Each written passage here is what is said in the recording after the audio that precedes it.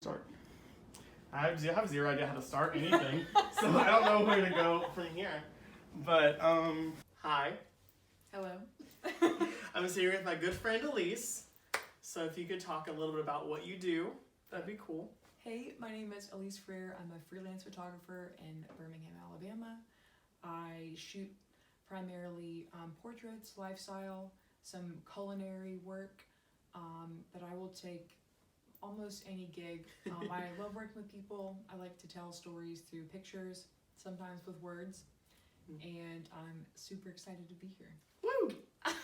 Describe to me what you think your work is. Talk to me about inspiration behind your work. So I feel like my style and my shooting is very human. Mm-hmm. Something I wish I had as a photographer is like to be more inspired. I don't typically go out and like create a scene from nothing. Most of my work is trying to capture a moment as it is. So I get a lot of inspiration from the clients that I work with, and like just trying to understand, what people's vibe is and reflecting that in a picture. I get a lot of inspiration also from reading because I have refound my love of reading, and so that impacts like how I see people and the way that I craft my images in a way that's like very mindful and empathetic. So yeah, I don't do any like heavy editing or photo touching, so it's pretty natural in that regard. So yeah, that's awesome. So you're more interested in not really creating a scene from your memory, but helping the client realize what theirs is. Yeah, definitely. That's awesome. That's really cool. I love that. I want you to describe a breakthrough and evolution in your life and then also in your art that helped you become a better person, that led you down the path to where you are. Like, I want to know, I want to pick inside, and I want to know more about, exactly, yeah. Here's my heart. Please, I will, yes, now we can begin. Okay. So one big breakthrough I have had in the past couple of years is just, my transformation from who I was when I first left home at 18 to go to college versus who I am now as a 25-year-old adult. I had a very limited view of the world, and I, believed in like meritocracy and like everyone, you just kind of get what you've worked for. Right. And as I've gotten older, I understand like why that viewpoint is very short-sighted, and I've spent a lot of time trying to relearn about the world and expand my empathy and my understanding for people who aren't like me. And yeah, that has just really drastically changed how I see the world and how I see my work. Yeah. I love that. Thank you for being calm. What does Brene Brown say? She's like a vulnerability hangover. Yes. I'm proud of you. Thank you. I don't know if I have the right, but like I am proud of you. I want to know how you get into a creative space. Do you have a process? Do you have a routine? Or does it hit you out of nowhere? It kind of hits me out of nowhere. I'm not very structured, and so my creativity is not very structured. I do find that when I'm like, most of my creativity comes when I'm like in a good mental state and when I'm very present. When I'm having like bad days or I'm really in my head, like that's the only thing I can think about. And so typically my creativity comes when like I'm fully in a moment, or like I'm actively present in anything. So like I said, I read a lot and I listen to a lot of audiobooks. So a lot of times I'll be listening to something and then I'll have an idea and I'll have to write that down. Right. Yeah, when I'm writing, a good glass of wine goes a long way. Yes, I completely agree.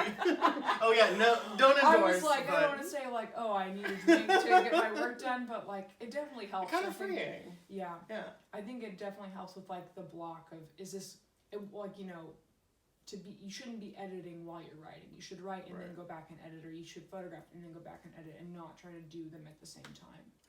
Tell me about projects that you have going on right now. Tell me about new things that are cooking up in your brain. I want to know everything. So, 2 big projects for 2020. The first one is, I'm changing jobs. Amazing. So I am going from because I've been photographing on the side, I just recently quit my job working in corporate America to take a job as the marketing director at BDA Farm or Bodark Farm out of Uniontown, Alabama. So I'll be doing all of their creative content, all their marketing, all of their events.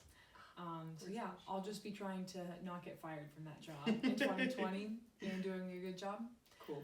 The other project that I have in mind that is in not even early stages yet is wanting to host or put on like an inclusive workshop for creatives that gives perspectives to different demographics and different marginalized groups, and how as creatives we can be mindful and inclusive of those cultures and the ways that discrimination plays out in vastly different and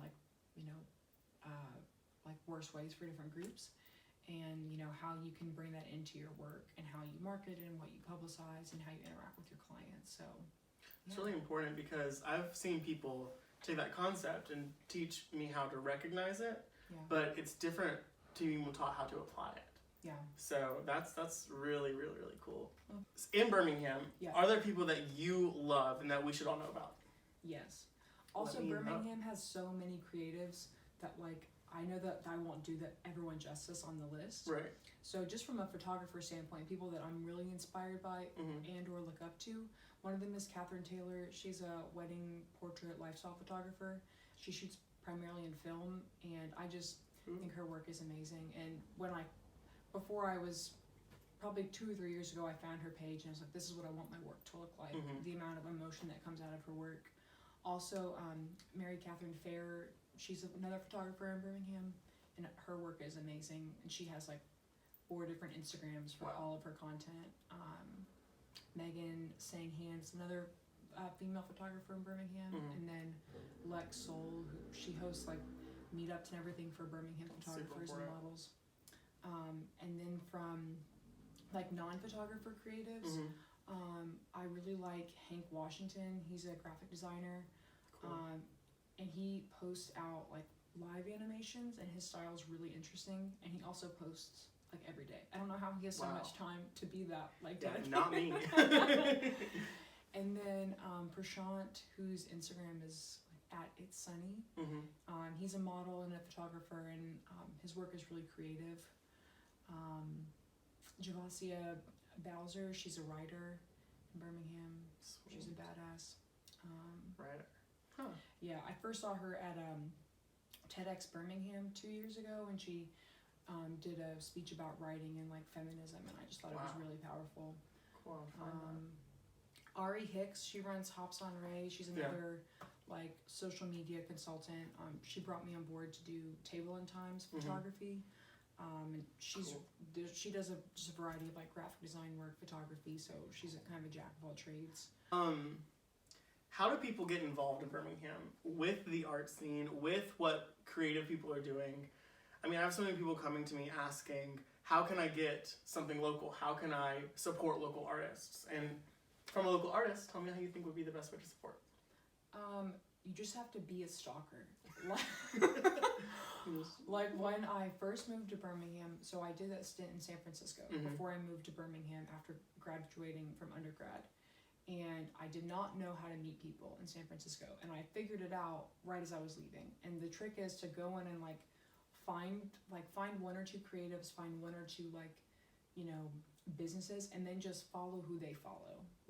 If they have events, you can see who was at the event. You can see maybe as a photographer, I'm okay, who shot this product? There's a podcast called This Was a Mistake. Cool. That's run out of Birmingham, and they interview a bunch of just people in Birmingham. There are also a bunch of good groups that bring people together, either informally in events, or physically at their space. So there's Make Birmingham in Avondale, which is a maker space. Yeah. And then there's also Red Mountain Makers, which is another maker space. Very different vibes. And Make Birmingham hosts concerts there a lot, with the Birmingham Loft Show. Yes, they do pop-up events once or twice a month. And then there's a group called So Far Birmingham. They also do pop-up events. And there are a couple good spaces that do, like, that support local vendors. So you've got Shop, which is a flower shop in Forest Park. What are your dreams and ambitions? You know, just like a light question. Just a super, super not heavy. When I was looking through these questions, I was like, all of my answers were like, I don't really know. Because that's fine. I'm so unstructured, and like, I am not much of a planner. So as a general principle, like, my only real goals as a person is just to keep getting better. Like, nice. I want to learn more. I want to understand more about the world around me, and I just want to leave, like, every day a better person than I was the day before, and leave the world a better place than it was the day before. And so I just kind of let life push me in directions that I think it needs at that point, and that feels right. And, like, you know, the shift I'm making with my career is very much a passion shift. Was like, what do I care about, and what do I not care about, and do I think I can make an impact in this thing that I'm doing now versus what I was doing before? Right. And I don't know, I have a lot of different interests, like, in different topics, and so wherever life kind of pushes. So that's awesome. That's cool. I really value that answer, because being unstructured is not something people should view as not being prepared. Yeah. Or not being involved. Yeah. And because you're definitely prepared and definitely involved for what life is doing to you. Yeah. But I love that. Thank you. Yeah, when I was so before I took the new job I'm taking right now, I had been casually looking for probably like 2 or 3 months, just to see, you know, I was looking at some jobs in nonprofit. I was looking at, like, full-time photography jobs, of which there are not many in Birmingham. And then when I got the call to apply for the job I took, it was like the culmination of all these things I've been casually doing in different mediums in one job. And it was like, I never went into any of those other things with this in mind. And then when it came up, I was like, oh, I am ready for it, which was a good feeling. Yeah. And that's kind of how my life is, which creates some chaos sometimes. And sometimes it ends up with, like, very beautiful surprises. So. Right. You know? Hello, subscribe. Right. Like and subscribe. Whatever.